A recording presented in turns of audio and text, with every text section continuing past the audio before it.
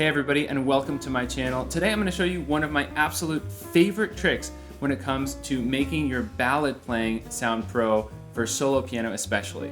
This is something that I wish I had been taught early on, because I think it would have changed my playing completely, and only more recently have I been able to figure out exactly how this actually works and a system for really integrating it directly into my own playing. So today I'm going to share that system with you, and hopefully you will find it useful as well. And if you do, please be sure to click subscribe and hit the little bell to turn on notifications if you haven't done so already. And of course, if you're finding the video helpful, maybe halfway through, consider clicking that like button, because that's super helpful to me. All right, let's dive into it. So skill number one is understanding how to harmonize a melody or even fill up space using diatonic voicings. Now, diatonic voicings is a simple concept that I've actually covered in other videos, but despite being a simple concept, it gets us some really pro and advanced sounds. So I'm going to go over this super basically so you just understand the concept. Again, if you want to check it out more in depth, I do have videos on that, which I will link. All right, so let's take a look here at Body and Soul. We start with E flat minor. Our scale is going to be E flat Dorian. So actually, if we hold all those notes, that's what we've got here, right? So when you move voicings diatonically, all that means is, and let's start here just with an E flat minor triad, we're going to move each note in this triad up the scale to the next note in that scale.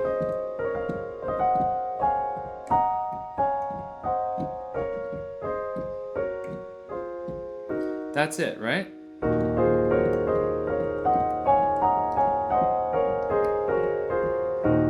Now, I'm just doing this with a triad, but you could also do this with much more complex voicings. For example, somewhat chordal voicing here.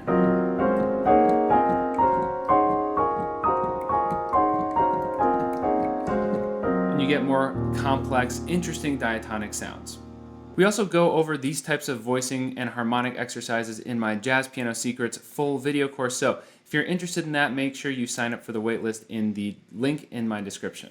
So in the context of a ballad, how can we actually use this, right? Because it's easy for me to show you this fun technique of diatonic voicing movement, but how do we actually apply this? Well, right from the start, we could work on just harmonizing the melody with this concept. Switching to the B flat chord here, and I'm kind of doing a B flat sus sound. Maybe I'll resolve.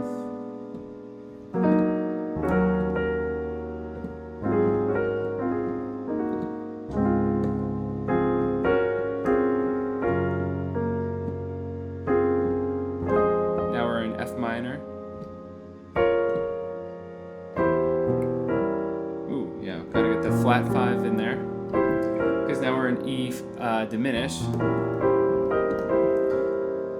So what you can see is I'm actually switching the diatonic chords to fit as the scales change. So if we really wanted to get in depth with this, one concept I've talked about a lot on my channel is the continuous scale concept, right? So basically what that is for improvisation, we learn to play a continuous improvised scale and switch the scale as the chord switches.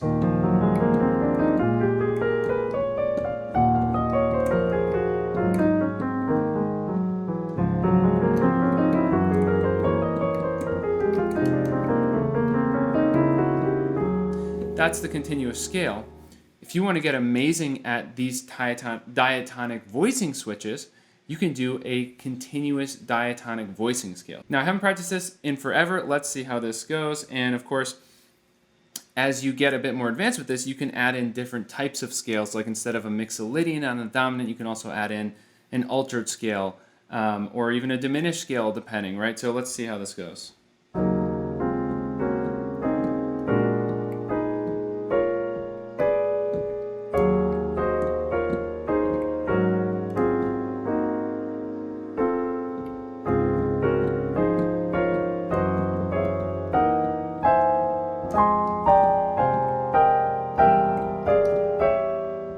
All right, so I'm pretty rusty, but you can see how as you practice this, it becomes a little bit more fluid with your playing.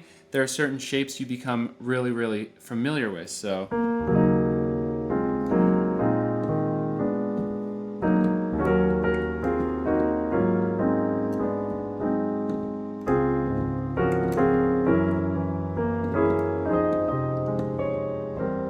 Now the next step here is actually going to be to turn these into what I like to refer to as octave chords, or chords at the octave. So they are essentially diatonic voicings, triads, but we double that top note, right?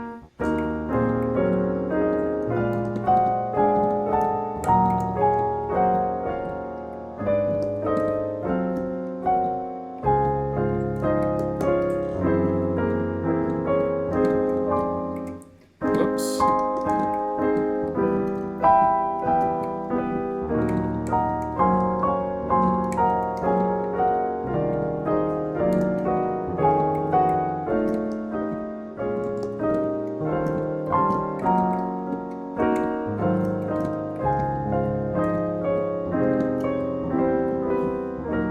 Now, of course, I would practice that more if I was actually going to be performing this. I might get a few patterns under my fingers, but that is really how this works, right? We take diatonic voicing movement, practice it with these specific shapes, and the sound results. Again, just a quick reminder, if you are finding this video helpful, please consider clicking the like button. It really helps me out. And also, if you want to support the channel while simultaneously getting some great materials to work on and move forward in your piano education, check out jazzpianoconcepts.com/store. I've got lots of really specialized exercises and PDFs with some video examples included that will really help you take your playing to the next level. All right, so now one trick you might have noticed, I've actually talked about this trick a little bit before on my channel, so if you've been watching a lot, you might recognize this. But we don't have to change the chord every single time we move diatonically, right? We could actually do a little bit of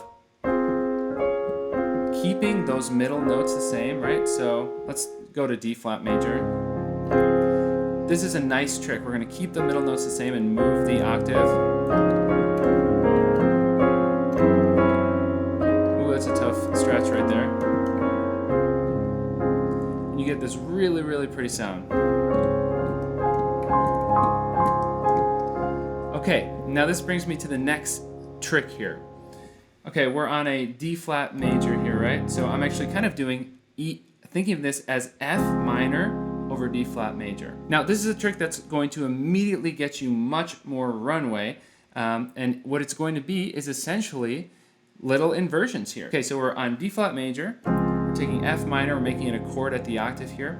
We're gonna move this simply up, literally just triadic inversions, and so then we get this sound. And now let's switch to F minor 7. So I'm thinking of this as A flat major over F minor, right? And now we're just going down a half step to E minor.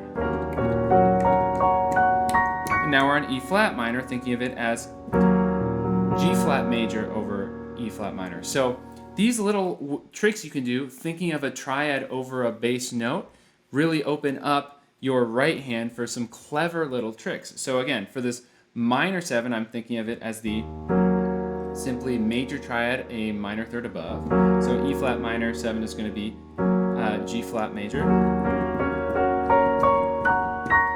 And then for dominance, if we want a flat 9 sound, we can think of it as, we're going to think of this as F over A flat. So we have an F major triad.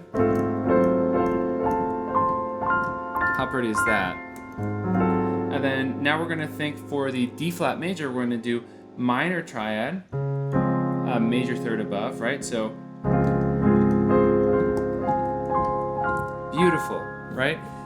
Now you combine these inversions with the diatonic scale movement of the octave chords.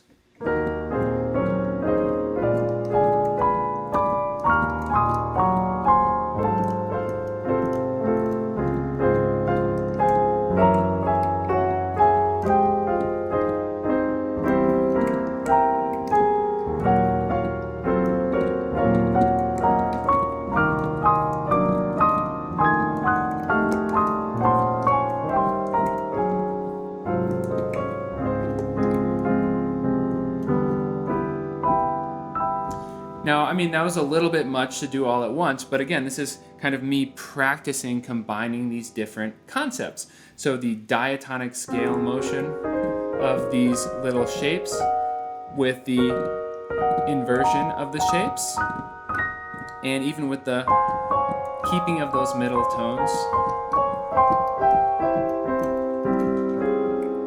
So obviously I'm not perfect here, but I like to leave my mistakes in these videos, as long as they're not too bad. I don't want to embarrass myself too much, of course. Alright, so this is cool.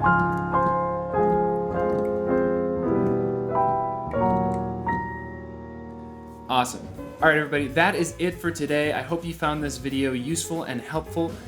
This was all about ballads, and I think ballads are such an obviously important part of solo piano that I am going to make some more videos about skills and techniques that I think will completely, very quickly change your overall ability to sound completely professional playing ballads.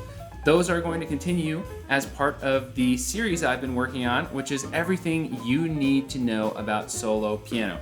Or the name is something like that, but if you check out the front of my channel, you will see the playlist right there on the front. Alright, thank you so much for watching. Be sure to click subscribe and that little bell if you are not subscribed yet. And cool, thank you so much. I will see you next time.